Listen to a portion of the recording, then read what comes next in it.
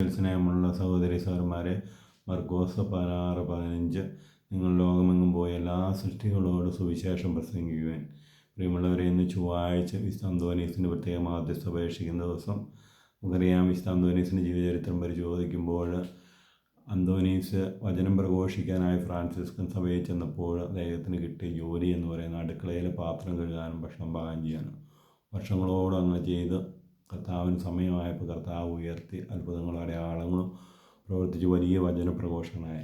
പ്രിയമുള്ളവർ, ഈ അന്തോനീസിൻ്റെ ജീവിതം നമ്മളെ പഠിപ്പിക്കുന്നത് വ്യക്തിയെ ഒരു വ്യക്തിയെ തിരഞ്ഞെടുക്കുമ്പോൾ അയാളെ ക്ലിഷ്ടമാർഗത്തിലൂടെ, അതായത് സഹനത്തിൻ്റെ പാതയിലൂടെ നയിക്കും. അതിനുശേഷം, അതായത് ദുഃഖവെള്ളിയാഴ്ചകളിലൂടെ കടന്നു പോയതിന് ശേഷമേ ഉയർപ്പിൻ്റെ അനുഭവത്തിലേക്ക് നയിക്കുകയുള്ളൂ. പ്രിയമുള്ളവരെ, ഈ ദുഃഖവെള്ളിയാഴ്ചകളിലൂടെ കടന്നു പോകുമ്പോൾ വിശുദ്ധ അന്തോനീസിനെ പോലെ കർത്താവിനോട് ചേർന്ന് നിന്ന് എല്ലാം സന്തോഷത്തോടെ സഹിച്ച് ഉയർപ്പിലേക്ക് പ്രവേശിക്കാനുള്ള കൃപയ്ക്ക് വേണ്ടി നമുക്ക് പ്രാർത്ഥിക്കാം. പ്രത്യേകമായ അന്തോനീസ് വചനമനുസരിച്ച വ്യക്തിയാണ്.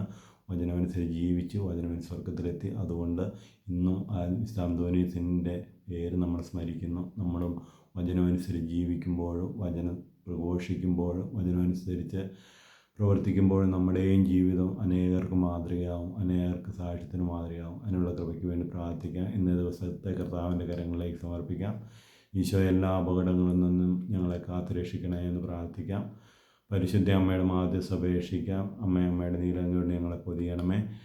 വിശുദ്ധ അന്തോനീസിന് പ്രത്യേക മാധ്യസ്ഥ അപേക്ഷിക്കാം. നമ്മുടെ ആവശ്യങ്ങളിൽ വിശുദ്ധ അന്തോനീസിനെ ഞങ്ങൾക്ക് വേണ്ടി ദൈവത്തോട് പ്രാർത്ഥിക്കണമെന്ന് അപേക്ഷിക്കാം. എല്ലാവരെയും ഈശോ സമർത്ഥമായി അനുഗ്രഹിക്കട്ടെ. ആമേൻ.